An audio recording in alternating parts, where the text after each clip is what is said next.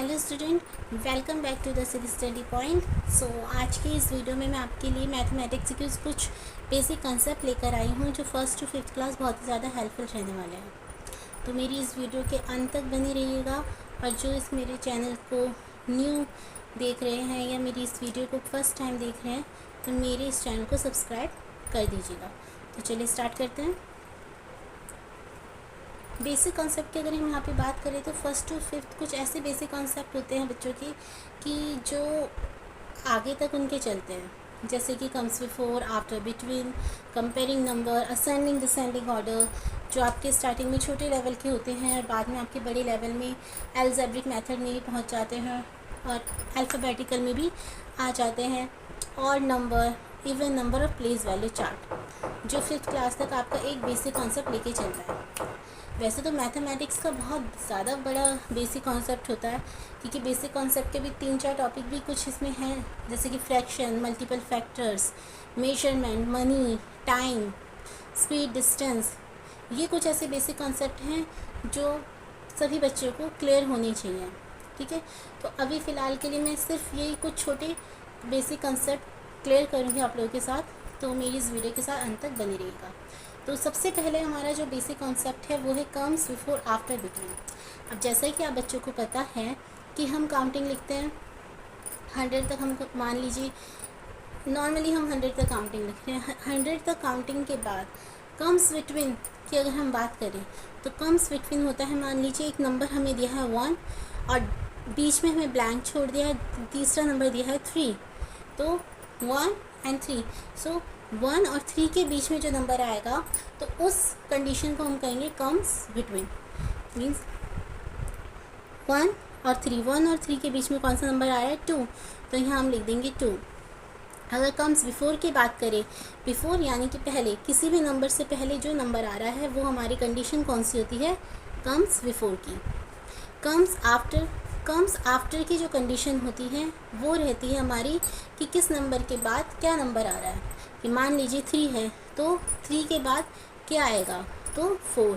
तो ये जो कंडीशन है हमारी, ये रहेगी हमारी कम्स आफ्टर की। यहाँ तक क्लियर हुआ। तो ये कम्स बिफोर, आफ्टर, बिटवीन का एक छोटा सा कंसेप्ट था जो आई थिंक यहाँ पर क्लियर हो गया होगा। और इसके भी कुछ क्वेश्चंस मैं आपको PDF बना के इस वीडियो के डिस्क्रिप्शन बॉक्स में दे दूँगी, वहाँ से आप डाउनलोड कर सकते हैं, फ्री डाउनलोड है। ठीक है, और इसके नोट्स भी मैं आपको प्रोवाइड करूँगी, वर्कशीट प्रोवाइड करूँगी, जिससे आप ज़्यादा से ज़्यादा प्रैक्टिस कर सकते हैं। और अगर मेरी इस वीडियो को पेरेंट्स देख रहे हैं तो मैं पेरेंट्स से भी ये कहूँगी कि आप उस PDF को डाउनलोड करें, उन वर्कशीट को डाउनलोड करें और अपने बच्चों के लिए हेल्पफुल बनाएं। तो चलिए आगे कॉन्सेप्ट पढ़ते हैं। नेक्स्ट कॉन्सेप्ट है हमारे इसमें comparing number. Comparing number means, comparing number मान लीजिए मैंने यहाँ पे 2 नंबर लिखे 24 and 52। कंपेयरिंग नंबर होता है कि ये इससे ग्रेटर देन होगा या इससे स्मॉलर देन है। कंपेयरिंग नंबर में हम ये देख लेंगे कि इन दोनों में से ग्रेटर कौन सा है। ठीक है, तो हमें सिंपल यहाँ पता चल रहा है 24 है, 52 है, तो ग्रेटर नंबर कौन सा है, 52। तो हम यहाँ पे बोल सकते हैं कि 52 इज़ ग्रेटर देन 24। कंपैरिजन की अगर हम बात करें तो 52 जो नंबर है वो 24 से बड़ा है, तो हम इसकी तरफ ऐसे एरो कर देंगे कि 52 जो है वो 24 से बड़ा है। तो यहाँ पे हम लिख सकते हैं 52 इज़ ग्रेटर दैन 24। ये जो एक छोटा सा कंसेप्ट है ये है हमारा कंपेयरिंग नंबर का। यहाँ पे क्लियर हो गई चीज़। इसके लिए दो कंसेप्ट आपके इसके अंदर और हैं, जैसे कि मान लीजिए मैंने दिया 24 और एक मैंने आपको दे दिया 21। ठीक है, अब कई बच्चे इसमें कंफ्यूज हो जाएंगे कि मैम ये भी 24 है, 21, 2, तो कैसे, अगर हम कोई बच्चा फर्स्ट क्लास में है तो उसको कैसे रिकग्नाइज़ करेगा कि कौन सा ग्रेटर देन है। तो देखिए उसके लिए हम क्या करेंगे, कंफ्यूज नहीं होना है बिल्कुल भी। ये देखिए, ये जो हमारे नंबर होता है, लास्ट के जो नंबर होता है ये होता है वंस की प्लेस पे। उसके पहले का जो नंबर होगा वो होगा हमारा टेंस की प्लेस पे। इधर भी जो हमारा नंबर होगा ये होगा वंस की प्लेस पे, और ये जो नंबर होगा हमारा टेंस की प्लेस पे। तो हम यहाँ पे हम देख सकते हैं कि टेंस और टेंस के नंबर सेम है, दोनों इक्वल है, और वंस के नंबर हमारे डिफरेंट हैं। तो इससे हम अंदाज़ा लगा सकते हैं 4 और 1। अब 4 बड़ा होता है कि 1 बड़ा होता है, तो हम इसमें कह सकते हैं कि 4 हमारा बड़ा है किसके बजाय 1 से, मीन्स 4 इज़ ग्रेटर देन 1। तो उस कंडीशन के हिसाब से 24 और 21 में कौन सा ग्रेटर देन हो गया, 24। तो हम यहाँ पे लिख सकते हैं 24 इज़ ग्रेटर देन 21। ठीक है, ये जो वंस और टेंस का जो कंसेप्ट है कि जब मैं आपको प्लेस वैल्यू सिस्टम बताऊंगी इंडियन सिस्टम, तो उसमें आपको ये क्लियर हो जाएगा। ठीक है, 2 डिजिट के नंबर में भी हमने ये देख लिया कि हमें कैसे कंपैरिजन करना है। अगर मैं बात 3 डिजिट के नंबर की करूँ, 483 481, तो हम क्या करेंगे, इसमें भी हमें वही करना है। हम मान लेते हैं ये वंस की प्लेस पे है, ये टेंस की प्लेस पर है, और ये 100 की प्लेस पर होता है। तो ये नंबर भी हमारा वंस की प्लेस पर है, ये टेंस की प्लेस पर है, और ये 100 की प्लेस पर है। यहाँ पे 100 सेम हो गया है, इक्वल। टेंस भी हमारा इक्वल, बचा क्या, once and once, once and once. और वंस के जो नंबर है 3 और 1, ठीक है। तो इसमें 3 ग्रेटर देन किसके हैं, 1 के। तो हम ये कह सकते हैं कि ये दोनों डिजिट में जो ग्रेटर देन है वो कौन सा नंबर है, 483। कौन सा नंबर है, 483। तो मैं यहाँ लिख सकती हूँ कि 483 इज़ ग्रेटर देन 481। यहाँ पे हम ऐसे लिख सकते हैं। ठीक है, तो कंपैरिजन नंबर का एक छोटा सा कॉन्सेप्ट ये भी आपका क्लियर हो गया है। ओके, उसके बाद हमारे जो थर्ड कॉन्सेप्ट है वो आता है हमारा असेंडिंग ऑर्डर और डिसेंडिंग ऑर्डर। असेंडिंग ऑर्डर और डिसेंडिंग ऑर्डर, तो इसका भी कॉन्सेप्ट देख लेते हैं। यहाँ मैं लिख देती हूँ असेंडिंग ऑर्डर, इस तरफ मैं लिख देती हूँ डिसेंडिंग ऑर्डर।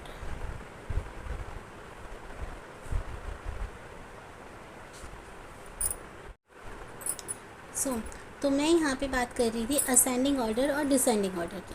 ठीक है, तो असेंडिंग ऑर्डर क्या होते हैं, जो नंबर हमारे स्मॉलेस्ट टू बिगेस्ट की तरफ जाते हैं, और डिसेंडिंग नंबर वो होते हैं जो बिगेस्ट टू स्मॉलेस्ट की तरफ होते हैं। फॉर एग्ज़ाम्पल, मान लीजिए मैंने यहाँ पे एक नंबर कुछ डिजिट्स, कुछ नंबर्स लिखे, जैसे कि 4 8 3 2 1 9। तो यहाँ पे भी मैं लिख रही हूँ 3 9 18 21 22। ठीक है, तो ये जो नंबर्स हमें दिए, इनको मुझे असेंडिंग ऑर्डर में, यानी कि असेंडिंग ऑर्डर में इसे लिखना है। कैसे ऑर्डर में, स्मॉलेस्ट टू बिगेस्ट ऑर्डर में। जैसे कि सबसे छोटा स्मॉलेस्ट नंबर कौन सा है इसमें, 1। तो पहले मैं क्या लिखूँगी, 1। उसके बाद क्या है, 2 3, देन फिर 4, फिर अभी बढ़ते हुए क्रम में जा रहे, तो सबसे छोटा आएगा पहले 1, फिर 1 से बड़ा 2, 2 से बड़ा 3, 3 से बड़ा 4, 4 से बड़ा 8, और फिर देन उसके बाद 9। तो ये जो नंबर गया हमारा, ये हो गया हमारा असेंडिंग ऑर्डर। जिस ऑर्डर में हमने इनको लिखा है उसे हम बोलेंगे असेंडिंग ऑर्डर। ठीक है, डिसेंडिंग ऑर्डर में क्या होता है कि बिगेस्ट से स्मॉलेस्ट की तरफ, मींस सबसे पहले हम इसमें कौन सा नंबर लेंगे जो सबसे ज़्यादा बड़ा होगा। तो इस पूरे ऑर्डर में सबसे बड़ी डिजिट कौन सी है, 22, और उससे छोटी डिजिट कौन सी है, 21, और उससे छोटी डिजिट 18, और उससे छोटी डिजिट 9, और उससे छोटी डिजिट 3। तो हम ये कह सकते हैं कि पूरा जो ऑर्डर हमने लिखा है डिसेंडिंग ऑर्डर में लिखा है। ठीक है, तो यहाँ पे ये चीज़ हमें क्लियर हो जाती है कि असेंडिंग ऑर्डर क्या है और डिसेंडिंग ऑर्डर क्या है। असेंडिंग ऑर्डर हम वो ऑर्डर्स होते हैं जिस डिजिट को हम उस ऑर्डर में अपनी स्मॉलेस्ट टू बिगेस्ट की तरफ लिखते हैं, कि सबसे पहले हमारी स्मॉलर डिजिट, फिर उससे बड़ी डिजिट, फिर उससे बड़ी डिजिट, और लास्ट में हमारी पूरे ऑर्डर में जो बड़ी डिजिट दी होती वो यहाँ पे आ जाती, तो हम ये कह देते हैं असेंडिंग ऑर्डर में लिखा है। और डिसेंडिंग ऑर्डर वो ऑर्डर होते हैं जो हमारे बिगेस्ट से स्मॉलेस्ट की तरफ जाएंगे। ठीक है, तो जो भी हमें क्वेश्चन दिया होगा उस क्वेश्चन में हमें ये रिकग्नाइज़ करना पड़ेगा कि बड़ी डिजिट कौन सी, तो उसे हम सबसे पहले लिखेंगे, फिर बाकी जो डिजिट होंगी वो उससे छोटी छोटी आती जाएंगी, तो वो हमारा डिसेंडिंग ऑर्डर में। तो ये जो डिजिट हमने लिखी है यहाँ पे, जिस ऑर्डर में से लिखा है उसे कहेंगे हम डिसेंडिंग ऑर्डर, और इन डिजिट को हमने जिस ऑर्डर में लिखा है उसे कहेंगे हम असेंडिंग ऑर्डर। क्लियर हो गई यहाँ पे ये चीज़? ठीक है, उसके बाद फोर्थ कॉन्सेप्ट हमारा है यहाँ पे ऑड नंबर और इवन नंबर का। तो वो छोटा सा कॉन्सेप्ट रहेगा ऑड नंबर इवन नंबर का, तो उसको भी देख लेते हैं। ऑड और इवन नंबर का जो यहाँ पे कॉन्सेप्ट है वो देख लेते हैं।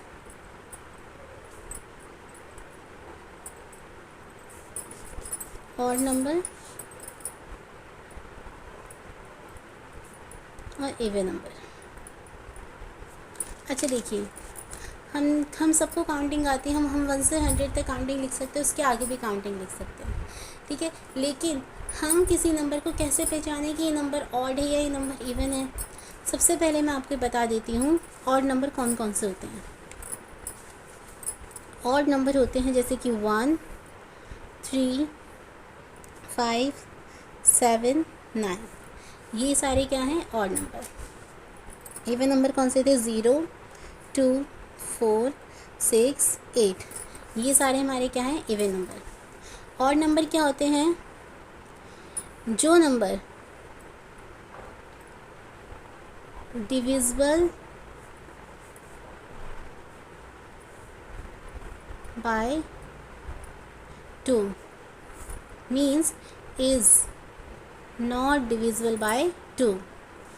जो नंबर 2 से डिविजिबल नहीं होते हैं वो हमारे क्या होते हैं? Odd number. दोबारा से समझ लेते हैं इस कॉन्सेप्ट को।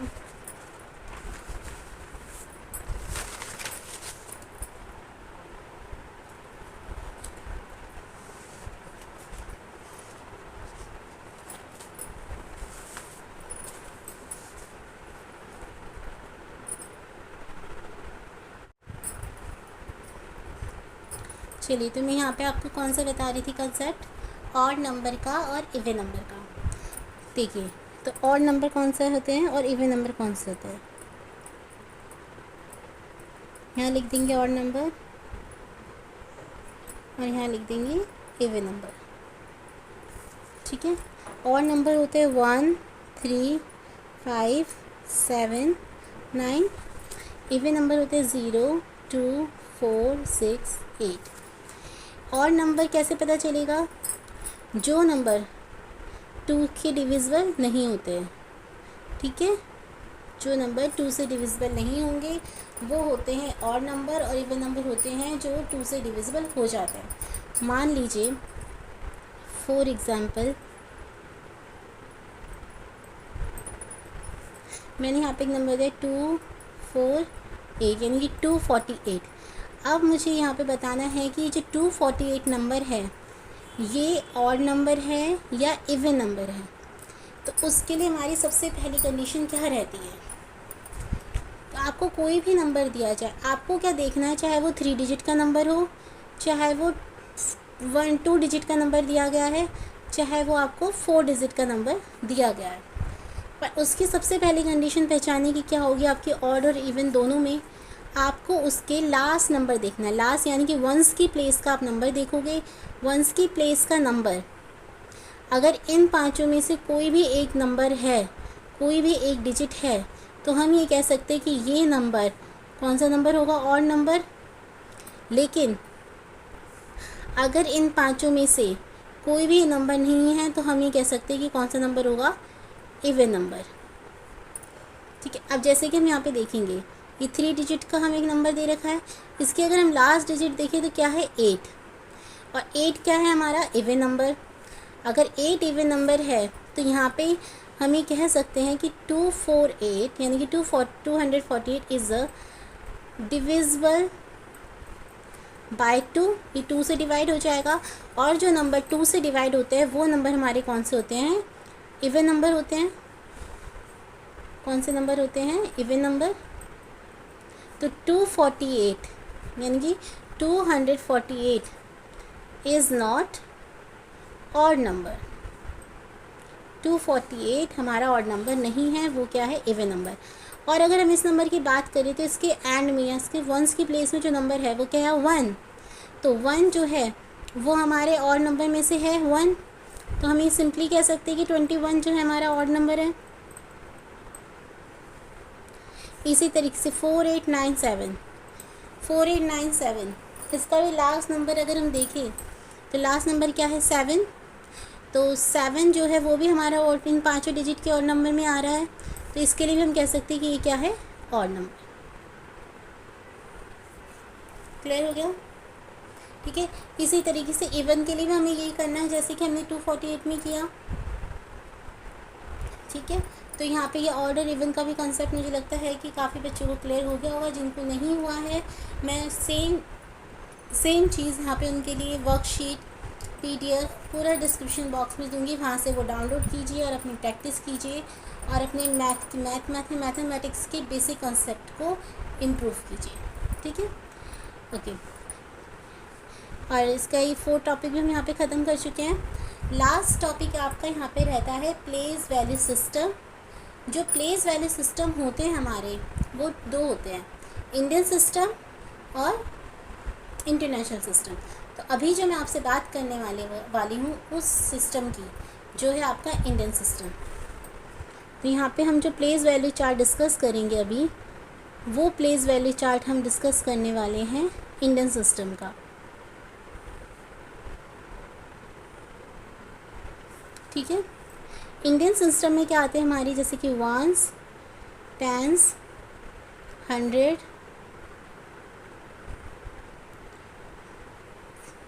1000, 10,000, लाख, 10 लाख। ठीक है, ये हमारे इंडियन सिस्टम में आ जाता है। ठीक है, अगर हम छोटे डिजिट की बात करें, मान लीजिए मैंने आपको एक नंबर दिया, एक नंबर मैं आपको यहाँ पे देती एग्जाम्पल के लिए 48235। ठीक है, तो हम क्या करेंगे, यहाँ पे लास्ट का जो नंबर होता है, लास्ट की जो नंबर होगा वो होता है वंस की प्लेस का। कौन सी प्लेस का, वंस की प्लेस का। तो उसको हम यहाँ पे लिख देंगे। उसके बाद पहले के जो नंबर होंगे वो होगा टेंस की प्लेस का, उसके बाद 100 की प्लेस का, और उसके पहले के नंबर होगा 1000 की प्लेस का, और उसके पहले के नंबर होगा 10,000 की प्लेस का। ठीक है,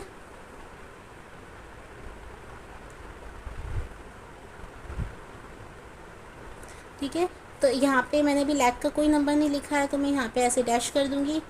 हम जब कोई नंबर लिखते हैं, चाहे हम वो किसी अमाउंट पे लिखे या हमारी बुक में लिखा हो, तो आपको ये भी दिखता होगा ना कि वहाँ पे ऐसे ऐसे कोमा लगा होता है। तो वो कोमा हम कैसे यूज़ करते, देखिए, वंस, टेंस, 100 ये तीनों हमारे एक वंस के प्लेस पे गिने जाते हैं, ये वंस में गिने जाते हैं।